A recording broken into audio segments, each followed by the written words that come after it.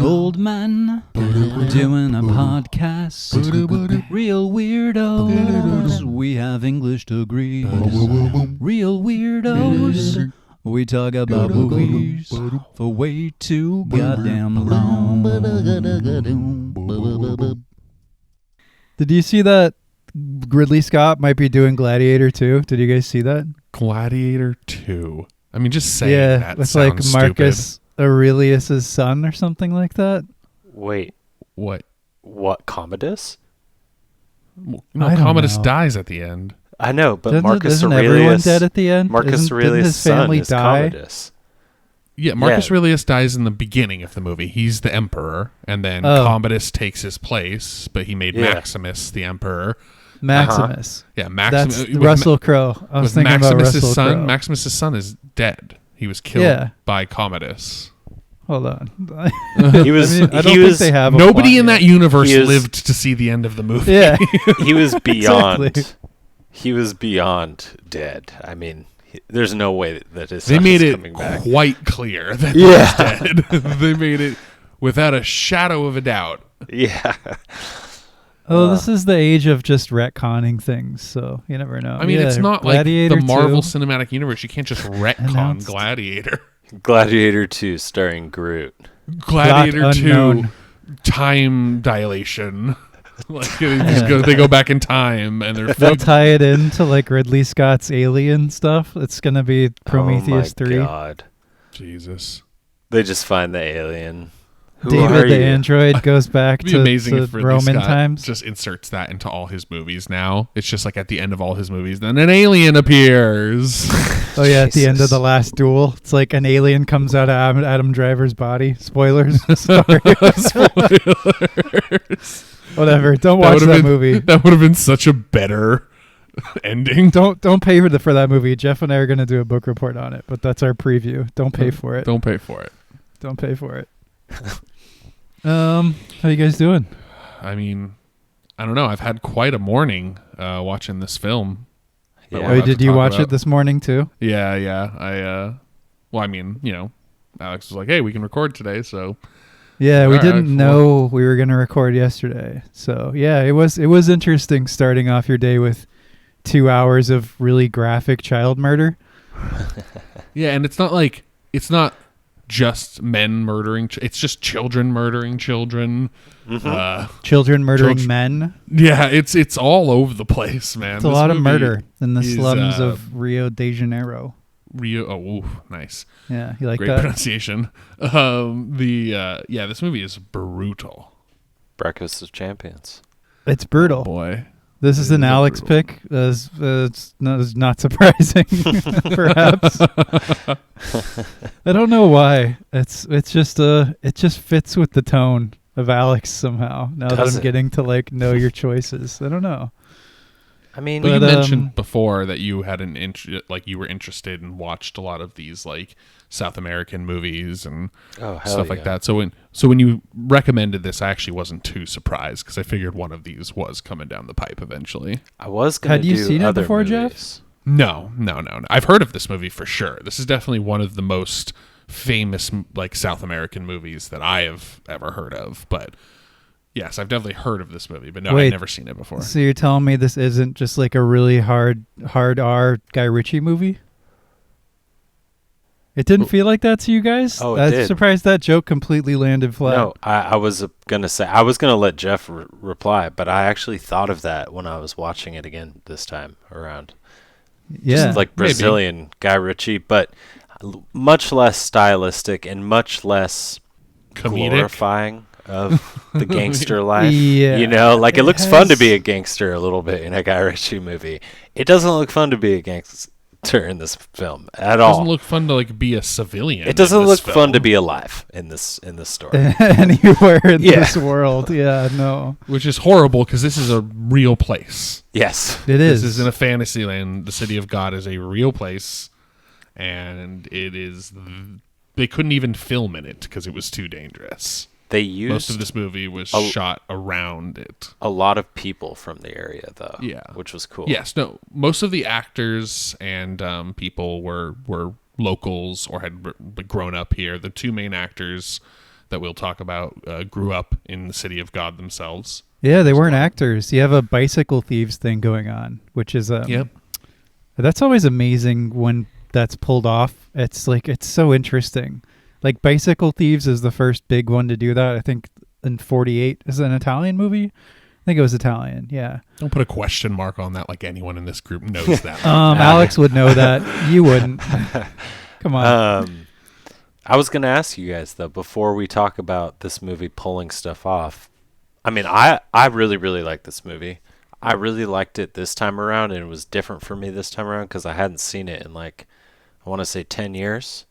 But I thought that this movie, I don't know. I really like this movie, but what did you guys think? Jesse, you never get to start one of these off. That's true. I'm always asking that question. I like that Alex took the reins. I'm sorry. No, I just figured since I chose. Don't apologize, you fuck. I'm giving you props here. I'm into it. Yeah, no, this movie was great. I think I might have seen it before in high school, but I really can't remember, so it might as well have been the first time. Really gritty, man. This movie does not pull punches. You see children and men get murdered. I want to go back a little bit to the Guy Ritchie comment because I think that's like an interesting part of this movie. And there's like a juxtaposition going on in my brain, kind of. It's not a huge problem, but it is a little bit weird where it has that style and that energy of something like Guy Ritchie or even just like gangster movies generally, something like American Gangster or a little bit of Scarface. Yeah. But like the way that it has these characters that branch off is very Guy Ritchie. Certain editing choices, certain camera choices, certain like flourishes with the filmmaking felt very Guy Ritchie. Mm-hmm. And I'm not sure if that was a detriment or not. And I'm curious what you guys think on this topic of the filmmaking. Because it's like, I wonder if the movie would have been more impactful if it didn't try to have that like style, you know, where it's like, oh, we got the cool music and we have the speed up, slow down editing technique. If it was more like a traditionally made film. Not even traditional, but just like maybe without some of the razzle dazzle. Like you know less what I mean? energy. It's very frantic film, for sure. It's a frantic film. The shooting style, I think in any other movie would have pissed me off. Yeah. It's shot in a way that I usually hate. It's so jerky, but for some reason in this movie it works for me. And I don't know if it's because it has this kind of like I don't want to say documentary style. People use that, but that almost implies that documentary people don't know how to work cameras, which is bullshit. Yeah. But it's like just shaky cam and like the camera's flying all over the place, but it feels almost like you're in a war zone. Like you are holding a camera or looking through a camera that's in a war zone. Mm-hmm. And in this movie, it felt really authentic. So yeah, I just had like 12 points there. Feel free to pick up on any of them. Well, I'll let Jeff I really loved this movie. I mean, it was definitely extremely gritty and graphic and intense at times. I think everybody, regardless of their acting status or not, generally killed it. Oh, you know, I think the main character falls a little flat, but that's really because we don't see him all that often in the film in general. Yeah. He pops up every once in a while as far as his physical self. He's mostly just the narrator. But yeah, I know. I think this movie definitely had an aesthetic to it that I feel was very true to what it was trying to tell, the story it was trying to tell. I mean, of course, we were just mentioning, you know, everyone who was in this movie has been either lived in or from that area. You know, it was all very real and it felt very lived in. And there was no like Hollywood aesthetic to it, which I think sometimes may lead to that documentary style feel where it feels very like clean and scrubbed because it's like you're just seeing real footage. To address your point about the Guy Ritchie thing, one, I think it's unfair to just attribute that that filming style just to him while No. he was very famous I'm for not it. doing that. All I'm Man saying on is Fire. like it's an easy example to like illustrate my point. Yeah, so like Man on Fire, I think has like some of the best representation of that type of camera work that you're talking about. Like Man on Fire has a lot of like the fever scenes and the close-ups and the I have not layering. seen Man on Fire. Ooh. You've never Denzel and Yeah, Dakota Fanning? I know what it is. I know it has okay, Denzel well, in it. I should say I that. guess we just I guess I have to like change my recommendation for next week. You want to do Man on Fire instead of we what we were going have to do? to. Yeah. Okay. What? Damn. Well, we have to. It's like it's Great. I'm in. It's quintessential Denzel movie. It's either You that know, or it's Gone so in 60 funny. It's so Seconds. funny when you hear that people haven't seen a movie and you're like, how? But then it's like you could say that to anyone though about so many things. Sure, It's but like Man on Fire is just it's such like it's one of those like TNT movies that's like was always on TV. It's just one of those movies that I just find it surprising that never just came through your net. But I mean, I don't Yeah. want to digress too hard, but Yeah. Man on Fire has that same kind of intense like zoom ins, layered camera work, lots of, like I said, like feverish type camera, lots of film. Man on Fire was shot particularly on film, and it has that kind of gritty graininess to it. This movie, I think, captured more of that aesthetic than it did of a Guy Ritchie film. Like, you know, Guy Ritchie, he's this. I think the most Guy Ritchie-esque thing that you could say is definitely the speed up, slow down edits and the music is- choices. yeah. The like Yeah, it but kind of has this like cool crime thing on the then very surface because but this then movie it is peters horrific. out quickly. Like that's the thing is that I don't feel like it carries that tone for very long. Once they grow up, once they're out of the 60s, I almost felt like that had that tone because he's remembering his childhood. Oh. So it has a like kind of a lighthearted, like, yeah, we were all just like hoodlums and like low rent gangsters, and everything was kind of like there was no big time gangsters in the city of God. Like everyone was kind of just amateur and Guy Ritchie definitely he's carries his energy throughout his films. Sure.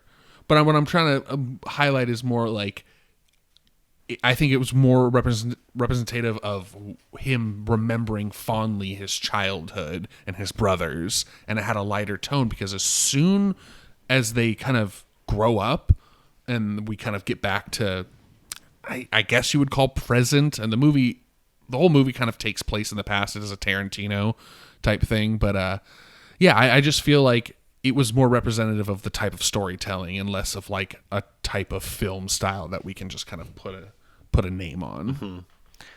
I think that one of my favorite things about this movie was the idea that like it was a story almost about everything, or it was a story about all themes, and I felt like it tackled each theme very succinctly and carefully. Other than the theme of violence, which obviously was the most, like, violence and poverty were the two big ones. But you have romance in there. You have coming of age. You have the whole buddy thing with different characters, right? And I feel like it, like, intertwines a lot of, like, very generic storylines into one very complex one, and it does it well enough that it doesn't, like, go in too many directions, or it's not trying to do too many things. But I always forget when I watch this movie, I forget the little camera tricks that they play.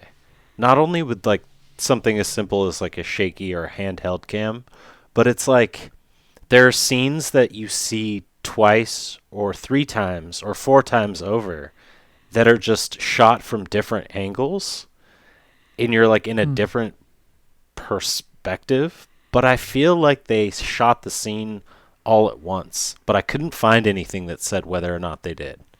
I'm sure they didn't shoot the same scene like a bunch of different times, like in different like times, you know. Yeah.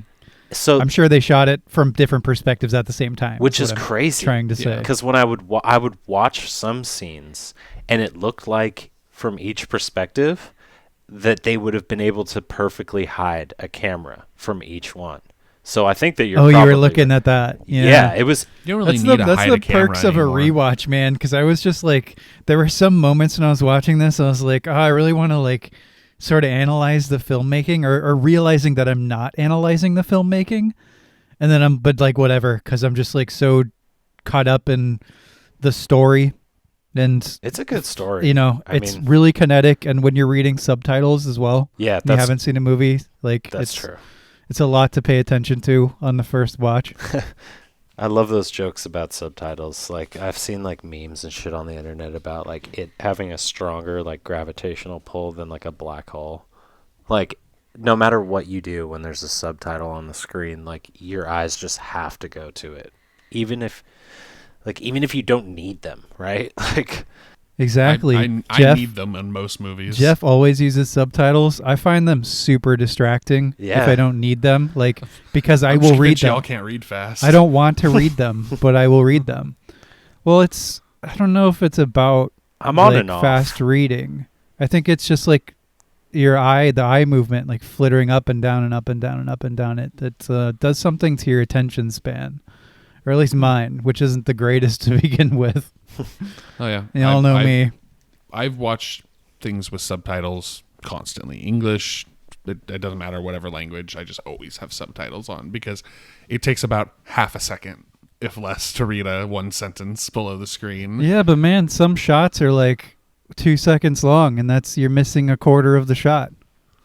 I'll watch it again. I will say, you take what you can. If you're watching a movie with subtitles, you definitely get more of a narrative, comprehensive, like thorough view of the film.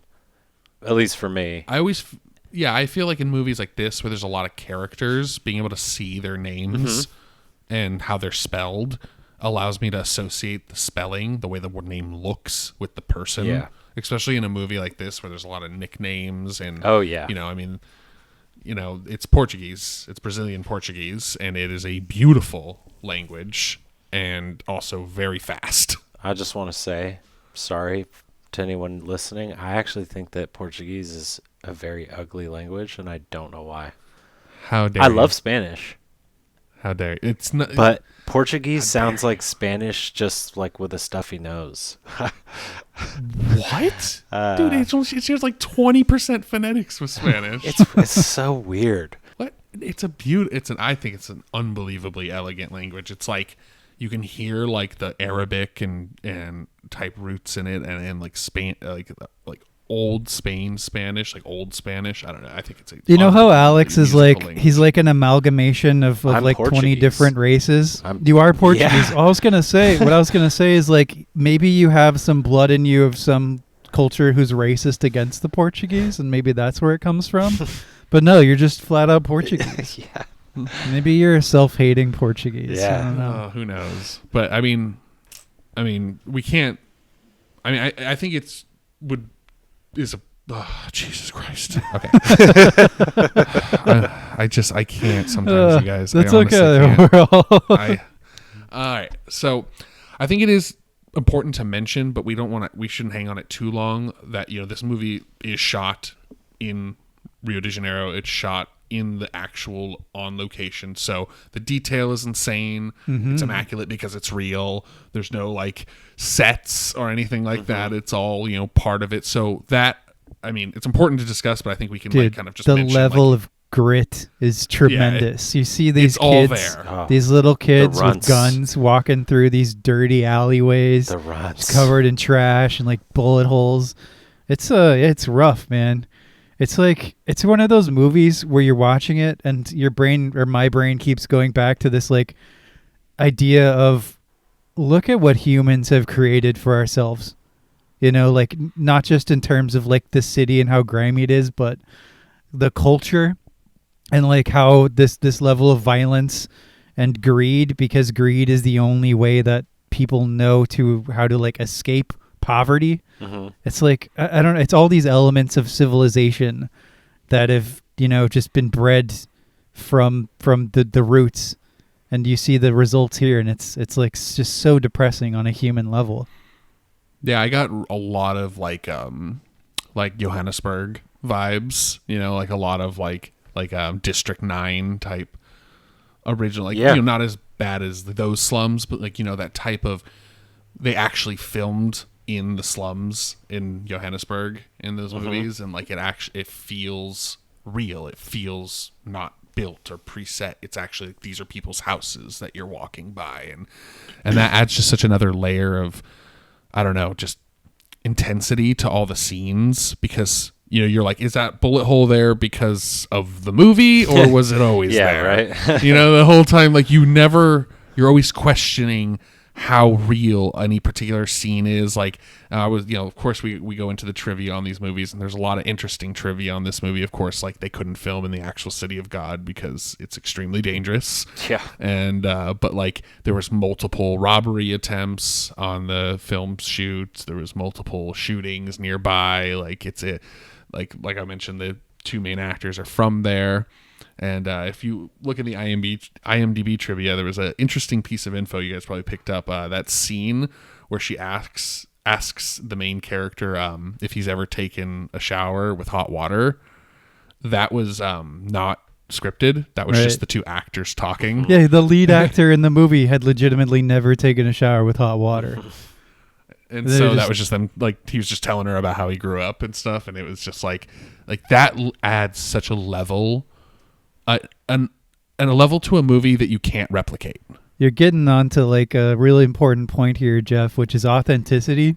You're speaking about authenticity of environment, but I think like authenticity of so many other elements like lead into what makes this movie so enrapturing.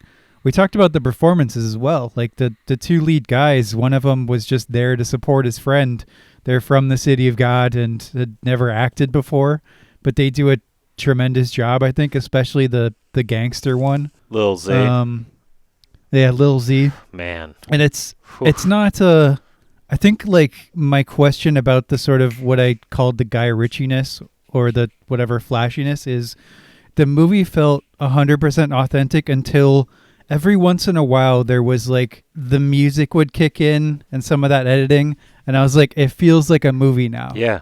You know what I mean? And I'm not saying it's a problem. That's why I phrased it to you guys as a question, not saying like it's 100% a problem. It's like I'm drawn a little bit out of the world of authenticity and into I'm watching a movie now. Yeah, no, there were definitely moments. It was almost nice, right? Like there were moments of reprieve from the grit. And it would get back into the quick editing and the snappy music. And like when he started working at the newspaper and he started like using his camera a lot more, I felt like the film's tone actually picked up a little bit. There are a lot of like hills and valleys of emotions in this movie for me. Whenever I watch it, I go from like being kind of like happy because childhood is always cool to see, and like everyone's like this party atmosphere. And then there's tragedy, and then there's moments of like just sheer anger. Like the thing between Knockout Ned and Lil Z, like that whole thing just made me so angry. And I don't know, it's cool that this movie can like, it has little stories like that, right? Like that are totally close-ended on each side. Like they're complete stories that occur within the movie. Yeah. Well, I wanted to address that same thing when you mentioned about how all these stories were coming together to coalesce into something complex. Is like, I don't really feel this movie has a narrative. It's more of a bunch of vignettes. Yeah. That just happen to take place in the same town. And when the town is so insular and community based, like these ghettos are, these vignettes just happen to overlap in certain ways just because of the general proximity to each other and to these particular gangs and these activities, is that your stories are bound to overlap one another. Especially when they're all trying to get the diamond. Yeah. Damn it. All right. I was like, wait. I tried. What? Swing and a miss. Yeah, I just don't see the Guy Ritchie aspect like as much as you do, so it's like it's not really resonating for me. It's like, yeah, it's just I release this joke into the death of the universe. Yeah, it's just it's a movie that I think it's trying to tell a very authentic story. In those moments where it's getting back to the music or the editing is actually, I think, on purpose from the director, because he's saying, like, I'm making a movie here. I'm not making a documentary. You want to watch a documentary about the ghettos in Rio de Janeiro? Go watch a documentary. This is still a film. And that's really why I more attribute it to a film like Man on Fire, because Man on Fire has that aesthetic a lot of the time. It has these weird snappy angles, but they filmed in Mexico City during a time of a lot of kidnappings, and so you feel that tension and that edge in the movie. And I felt that same thing in City of God, where you felt like this was a place that people were scared to be for the most part, but also like loved to be. There was a lot of love for the ghetto and where these people come from, in the sense of like this, we have nothing else but this. And that's such an important point. And then the other, I would think, really important point was like, they do this little montage about gaining soldiers for this war they're having. And it's always so great when you see these things, because it highlights a really important point, that these wars, whether they're holy wars, gang wars, they always start because somebody, the proverbial Cain and Abel. You know what I mean? Like it's always one person killed somebody, so that's revenge for that. And then that's revenge for that. And that's revenge for that. And it's like, they highlighted that so well when the soldiers are coming in. It's like, I want to avenge my father's death. He killed my cousin. He kicked me. He punched me. It's like, it just starts cutting back and forth between the words killing and honor. Yeah. Killing, honor, killing, honor. And you're like, it just gets more trivial and trivial too. Just like how you said it, Jeff. It's like, it starts as like more like revenge, and it eventually becomes like, oh well, he picked on me, he spit on me, and it's like, and then eventually it just becomes you kill to get respect. This fucker stole my lunch money. All right, here's a Glock. Yeah, exactly. Go get him. And the frivolous nature in which these adults, quote unquote, I mean, they're all supposed to be teenagers, and they all look young too, which is to the film's like benefit. early 20s. Yeah, all the actors look the age that they're trying to play. Like a lot of the times, except like for Garrett, when you I'm like, what are you doing? I think that's the point. Weirdos. He's supposed to be like older than everybody else, and but also I love that. Actually, I love the diversity of Brazil. You got the ginger kid. It's very the diversity in Brazil is shown. It's like these aren't like South American people. Of course, the ginger kid is Brazilians. rich in Brazil. Well, yeah, probably. He's got the designer clothing. Exactly. It's just like little rich. He's got the designer jeans. I've known kids like that. And I don't mean like the denim ones. And I don't mean that disparaging in any way. It's just the way that Brazil, the hierarchy set up. I mean, it's pretty similar to other areas of the world and the United States, right? Like, darker. It's very clear that there's definitely a class system as far as skin tone. I love that they ended up at the beach a couple times. Oh, hell yeah. Because for me, it just, I don't know, it hammered home this idea of like juxtaposition in a sense. It's like, look how beautiful the world is. You have them sit down and smoke a joint and look off, and there's like, you see the islands in the distance and the sunset, and it's like so gorgeous and peaceful and cool.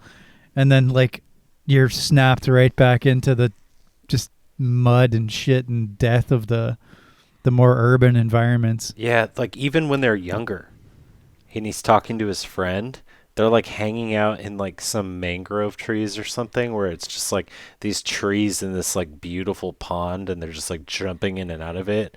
And he's like talking to him about, what are you going to do when you grow up, you know?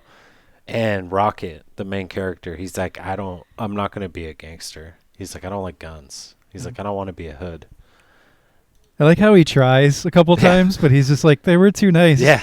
That girl was cool, or that guy was cool. Like, I just can't do it. It's not within him. And yet, it was that other kid, like Lil Z, you get that whole like heist thing at the, what is it, like a brothel?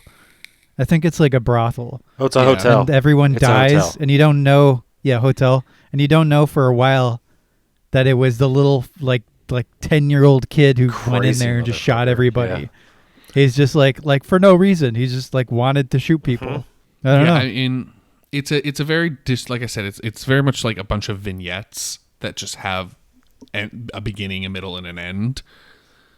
And I think that this movie's benefit is that it ties them together in a way that makes enough sense to where you can follow along and enjoy it to the degree that you can enjoy a movie like this.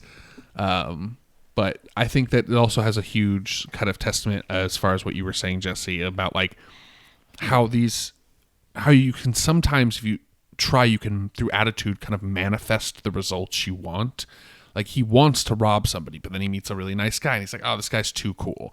And then he like wants to rob the bakery, but then he gets the girl's number. It's like every time he goes in with a bad intention, but just generally because he's a good kid, he gets a good result. And it's more about like I think that was a little bit of a testament to like the inner morality. Like the Lil Zay, he's always angry. He's always frustrated. He's always mad at somebody. It's only through like his buddy Benny that he can like kind of curb that. And then once he dies, it's like this huge kind of opening of the floodgates of like the worst version of him, this uncontrollable rage. And I mean, we see how he's treated as a kid. He's smacked around and and I mean, we're showing how like this behavior in this environment can manifest these type of behaviors in young children, and like then they get used as soldiers. I mean, the way they kind of explain the way the dealer hierarchy and ladder works, how you start as a kid and you move up and up and up and up as you get older. That is, I don't know. Just the movie's bookended by kids who are about to, become crime kingpins and be ruthless. I was just about to say that. It's like, that's probably the most overt message of the film is the recycling of history and of time, right? And with each generation, it's like, I don't know. Yeah, how it just cycles. Then you really get that at the ending when you see the kids. I'm gonna kill this kid, wielding the guns, talking about like the death list that they're gonna have. And that's all. But apparently, this is based on a real guy and his real story. I like how they say that at the end of the movie. Yeah. I mean, you know when you're watching this, you're like, even if you don't know that this is a one-to-one true story, in quotations, I mean, I have no idea how close it is, but you know that things like this and stories like this happen every day. Oh. That's one of the most impactful things about it. But to have that little title card at the end being like based on a true story, I don't know. I thought that was a nice little touch. My favorite aspect of it is that knowing that it was a true story and that something like photography got this kid out of this area. First it gave him a way to view and like compartmentalize and really decompress from where he was from and where he lived, because he was able to photograph his own home and he could like deal with his emotions that way. But then he was able to also use that to get out of there, because that was the narrative that I always latched onto, was that Benny's going to get out. And that's what made it so tragic, right? Because it was like everyone, in the narrator even says this, everyone knew Benny was like bigger than the slums. He just had that like magnetic personality.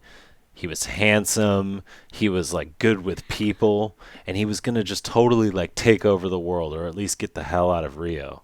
And that didn't happen for him. And so it's almost like sets up this thing for the main character. It's like, well, if it doesn't happen for someone as great and as spectacular as Benny, like how the fuck is it going to happen for me? And I think that's one of my favorite things anyways about the humanities and about art in general, is that it gives you like the something out of nothing scenario.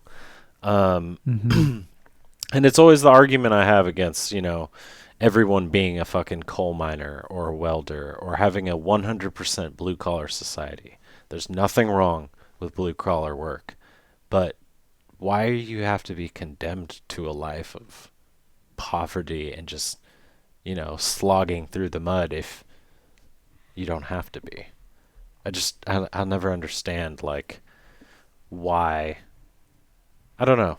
I think this movie is a really, really strong argument for like things like the arts and things. Well, yeah, definitely. I mean, yeah. Take it. We can see that obviously. We can definitely see that obviously with him being a photographer, but it's also more of just. It seems like the people who want more out of life are the ones who tend to get snuffed out quickly. Yeah.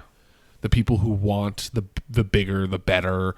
They want to get out. They want to, because even the original three in the beginning, they keep mentioning like we just want to get enough money to get out and then be done. They all die, right? Do.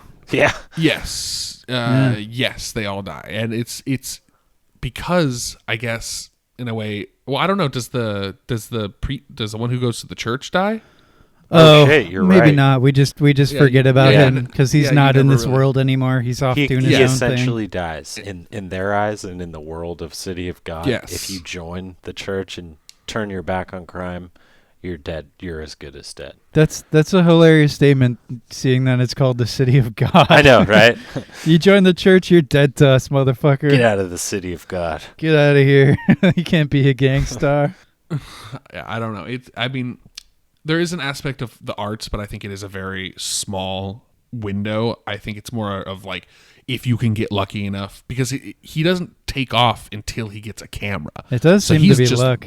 Yeah. He's very much limited by just his resources and the tools available to him. And he finally gets a camera worth a damn, and then he's able to take the pictures of the gangsters, which then gets the attention of the paper, which then he gets better equipment, and Which, of So course, much then he starts happenstance, man. So much happenstance. It's like violence is just infecting all the little pathways around it, seemingly at random or not random. yeah. Like, I will say, I was going to say, I was genuinely afraid of the scenes with Lil Z in them. I thought he was going to pop off at any moment. And I didn't like the scenes that he was in. It made me really anxious. yeah, when he leads people to like murder children, he's like, go pick one of them to kill after he shoots their feet. And dude, one of Yeah. those kids is like a baby. Yeah. He has like a baby tummy. Dude, that that was scene, like so fucking uncomfortable to watch. yeah, that scene might like this film obviously is, I love this film. It doesn't come without any flaws. This one is not necessarily a flaw in filmmaking or like direction or acting or anything like that. It's more of like a flaw in a decision making thing, like whether or not it should have been left in the film. But yeah, that scene is very hard to watch every single time. I think it's supposed to set up the steak and fries character. Yeah. Hilarious name. I know. But I think they're trying to set up like how the corruption of these kids, like how that turning point happens, and then they eventually kind of immediately take on this mantle of this life. You right could do after that they a have lot their of first ways, kill. though. You could set that up in many different ways. I mean that kid, the youngest kid. I mean I know. acting is even hard to say. I mean, for a kid who never acted before, Dude, and I mean, Oh, we they read made the him trivia. Yeah, we read the trivia about how they made him cry and everything like that. And it's like, even like, I mean, I couldn't do that. I couldn't be that convincing even through the tactic they used of like having him attribute a past pain to his foot and then like recreate how he felt when he was in, I think it was like a tooth pain or something like that. Yeah. Which It's is like, crazy. it's not, it's like the fact that he could even do that and had the capacity at his age to like be that convincing. It almost looks like they whipped the shit out of him off camera and then just threw him up 100%. there, right? Like 100%. It looks like a kid who was just scolded. Like it has like it looks really, really, really real. And no children were harmed in the making this movie, I am assured, by multiple Google searches. yeah. Yeah, it's weird too because you see kids in movies, or when I see a kid in a movie, I'm like, oh god, here we go. But this Well, this movie movie is all has kids. it's like 90% kids, and I didn't bat an eye at any performance, not a single one. It felt so authentic. I know. Maybe it's because they all grew up in these slums. Like these were legit kids from the slums that are in this movie. It's not actors. Yeah. There's a couple Yeah, I mean, actors. I it- think some of the white yeah. dudes are actors, but like, Yeah, Knockout Ned is like he's like Yeah. an actor and like a samba player. Oh, He's that's in, what I was talking Life about Aquatic. before. Yeah. I was leading up to in the commentary on how violence just infects shit at random and like takes all these weird pathways. It's like one of the kids that you see when they're handing out guns to everybody. He's like, I want to, get revenge for my father. And it turns out that was a guy that got shot by Knockout Ned in a holdup. Yep. And it's Yep. like, it's just like chaos. And that's It's this after Knockout depressing Ned doom. himself has been affected by violence. That's when Knockout Ned is like hitting rock bottom and robbing banks. When before it's like this dude's just some handsome guy who grew up in the City of God, who works on a bus collecting fare, and he does samba with his hot ass girlfriend. Like he's not bothering anyone. He's not hurting anyone. Yeah, and in little any Z way. decides, hey, I'm going to Yeah. rape his bitch in front of him and make him watch and then murder his family. and then you just have because, like holding up Knockout banks. Ned, his whole thing, like the whole reason he got dragged into this is just like bad luck almost. It's like you just happen to be at a party where some like insane gangster is at who wants your lady, and boom, all of a sudden your life is just done. Well, it was in tie with the narrative because, Benny dies and Carrot goes, okay, I'm fucked. And it says, like, for Carrot's business to stay alive, he needed a miracle. The miracle was the fact that little Z didn't shoot Ned after the rape, that he let him go long enough for him to get away, meet up with Carrot, and get that. That was the miracle that they were waiting for, because that enabled them to have a gang war. What a terrible miracle. I'll take every other miracle in the Bible other than that one, please. I think that right there is you're hitting the nail on the head, is like, those are the type of miracles in the city of God. Yeah. There is no, there's that miracles. moment where they pray before going off to rob and murder.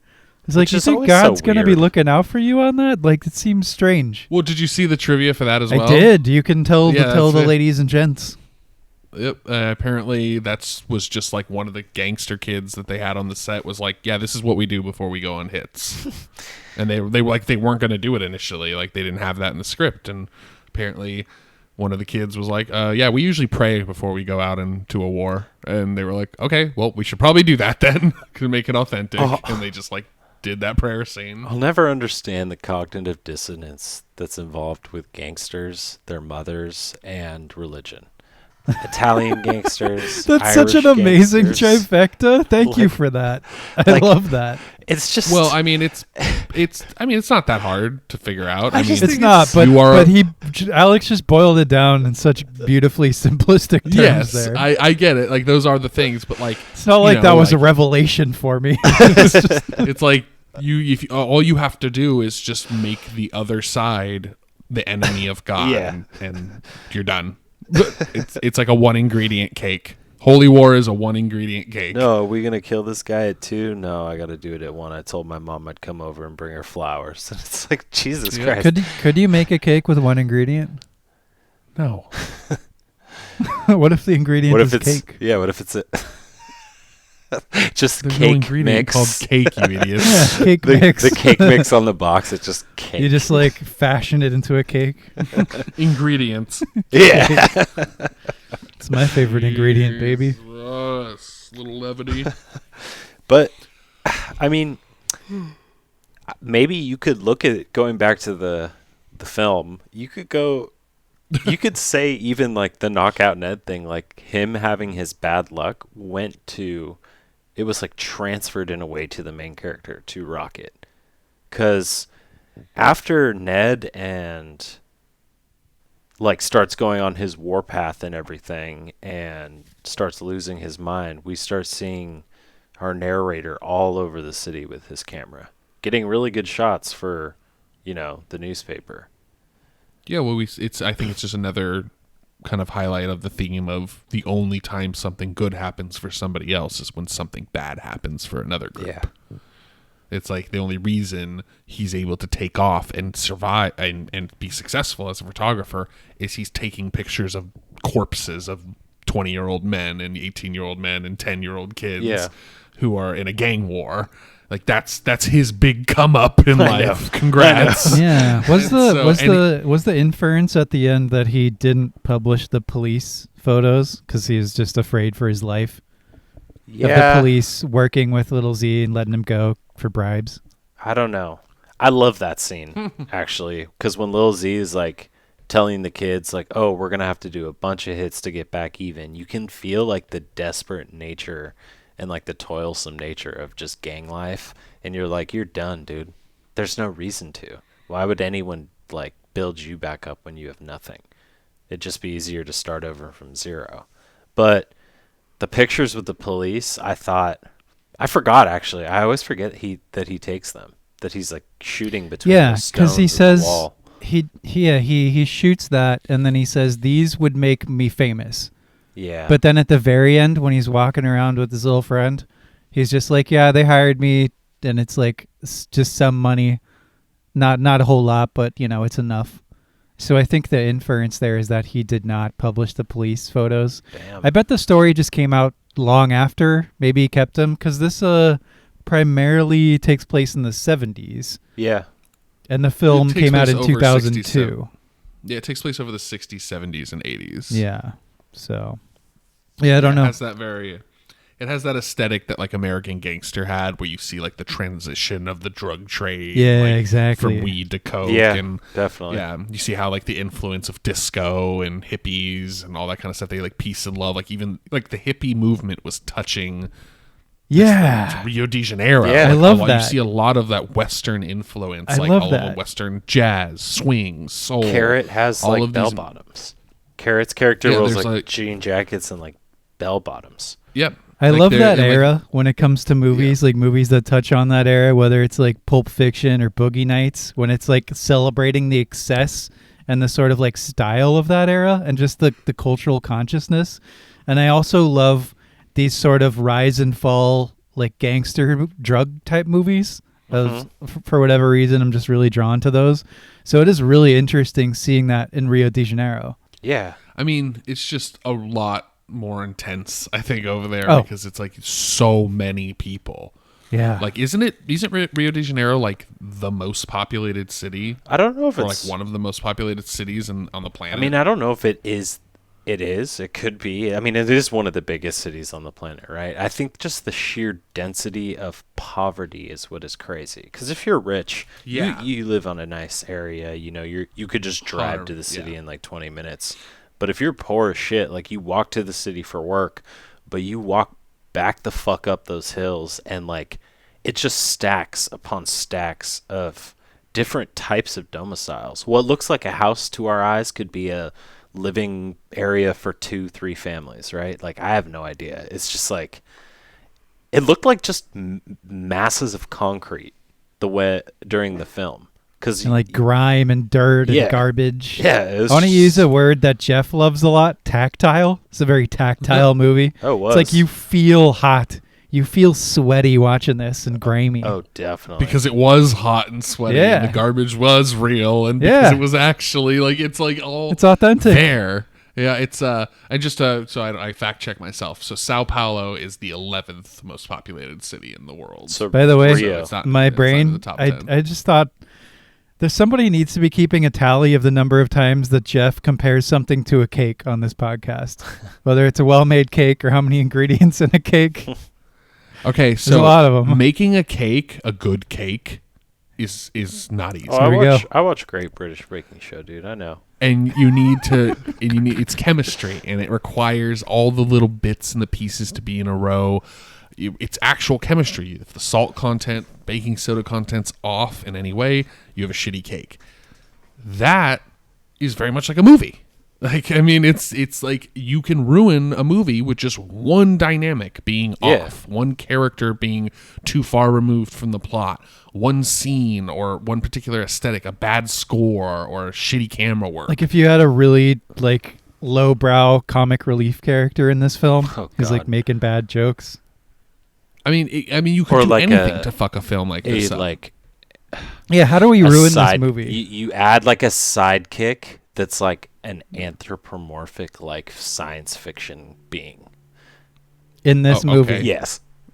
That So District I 9. would have made it a different movie. that's No, for no. sure. I'm talking about like Donnie or something from like the Wild Thornberrys. If you guys ever watched that show, or some like Oh my god! What? Dude, I don't Jesus, even know what you're talking fucking about. Reference. I mean, you know I who do, I'm talking but about, it's right? like- Just like the Yeah, oh, for ridiculous, sure. like spastic character that's just randomly there for no reason other. I don't know how that character would fit in this movie. Oh, you just put him in. But He's just there. well, yeah. What I if mean, we had I the w- alien from Ridley Scott's Alien in there? It comes out of Z's corpse after he gets murdered by other children. There you go. Put Adam Driver in this movie as a 14-year-old As Z. kid with Marfan syndrome who lives in the slums of Rio de Janeiro.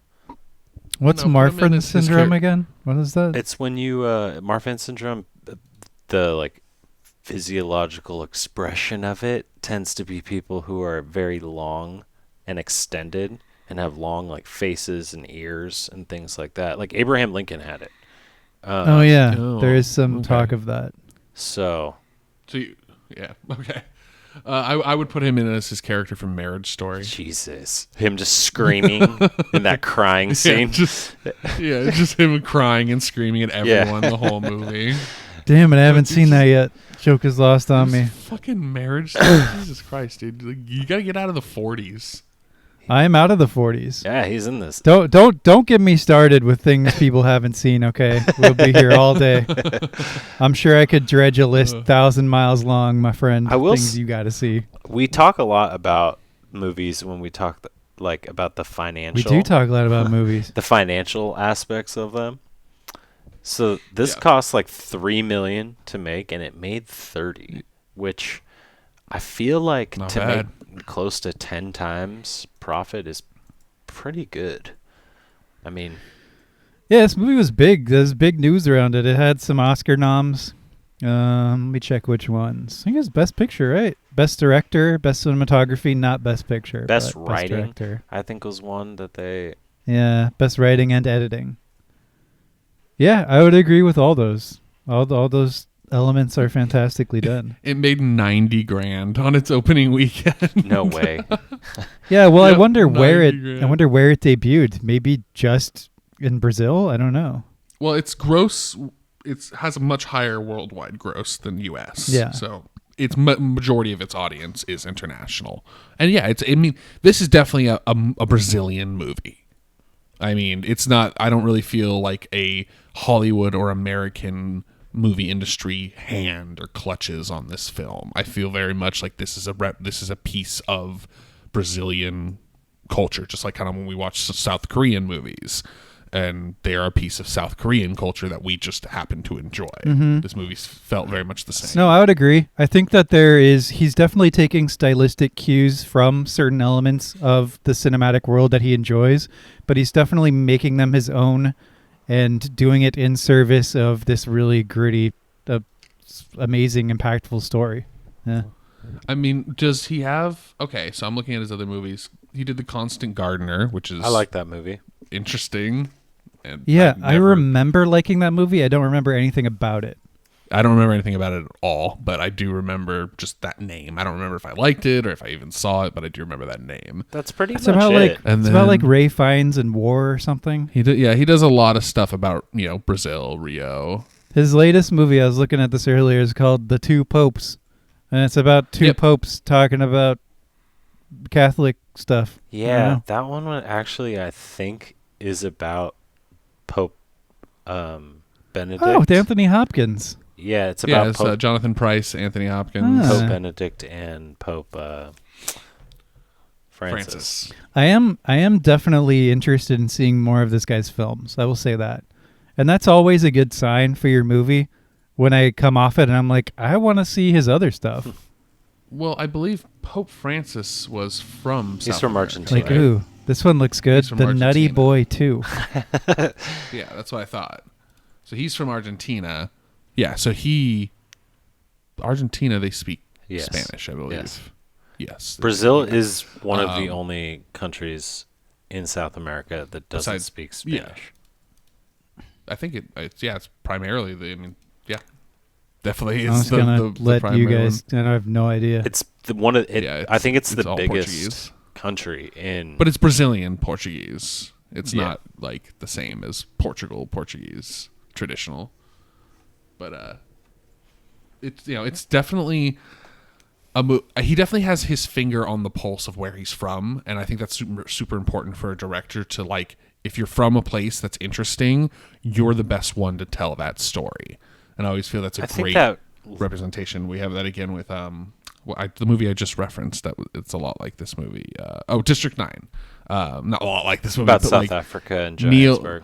Neil Bumfuck is like able to like do South Africa, so I'm not even gonna try change it. Jeff does not like Blomkamp? any names change that aren't it. American. Blomkamp. My favorite part of that is everyone else learns English. We don't even have to learn other languages, but Jeff wants anyone whose name isn't Smith to just change it. No, I don't mind beautiful names. I just if your name is Blomkamp. more than 3 syllables, Blomkamp. It's pretty easy. My first name is 4 syllables. Try it. I'm not going Blomkamp. to. I'm not doing He's it. not I'm doing gonna have it. you call me What Alexander about every Villeneuve? single time we do this podcast. Change it. What about A-Bear? I mean, I don't know. Take the H off. Change it. They should have done that at Ellis Island, huh? I think they should have as well. What about Fernando Meirelles? Say his name, Jeff. Dude, I actually can pronounce, I actually speak Spanish and I can I don't. pronounce these names. But no. No. I actually love Spanish names. They come easier to me, like South American Spanish names, like all that kind of stuff. Like, I actually work, that accent flows better because I actually speak the language. Much easier than So, Villeneuve. Yeah, I mean, I think that's, what is that? You told him to change it in our Dune episode. I did. Yeah. I know. I was like, what? I don't know. Where is he from? Where's that? what's French the Villeneuve Canada. last name? Oh, yeah, definitely change it. Oh, definitely. Fucking poutine muncher. Change that name. Yeah, All right, City of God. Let's wrap it up. Yep. City of God. Wrapping it up. Great fucking movie. Go on an empty stomach is my advice. Yeah, I mean, if you may feel that we didn't cover like the nitty gritty of the details or scenes, it's because this movie is just one of those movies that is an experience. It's better watched and enjoyed. It's one of those movies that you can talk about thematically or morally or the setting and structurally. But as far as like the scene to scene, it wouldn't do us justice to sit here and try to describe this type of just unique filmmaking and unique story. It's best viewed. Yeah, wouldn't do us justice or the movie justice. Yeah. I completely concur. Yeah, that's a good way to put it. Yeah, so this is kind of just more of like, wow, like it's almost like a reaction review. It is. It's like, wow, especially because Jeff and I watched it this morning. We're still in the reaction phase. We're like, wow, well that was our morning. You know, it was an intense way to start your day. It's kind of like after Thin Red Line that we did last week. It's like you just have to sit back and you're kind of like reeling from Seriously. it. Yeah, it's like I'm almost like hesitant to do Man of God. Like I might want to do that on my next pick just Man of because God? my Man of God. Sounds like a great movie. Bro, my brain today, like or any Man day. of God, City of starring Fire. Man of Adam God. Driver. City of Fire. Like either of these could be movie names easily, and probably are. There is definitely a movie called City of Fire. Oh, and definitely Man of God, just some religious movie. Man on Fire. Wait, I'm hesitant to choose that because while that is definitely a more Hollywood movie, Whatever. it's still very Oh, yeah. intense. do So it. I was. fine. right? All right, yeah. We're gonna it'll have be- to- You want me to watch it? That's a great way to get me to watch I want it. you to. I want you to watch it because I mean this is the type of movie where like my wife Jolene, she watched it and she was just like the whole time looking back at me like, is this gonna happen?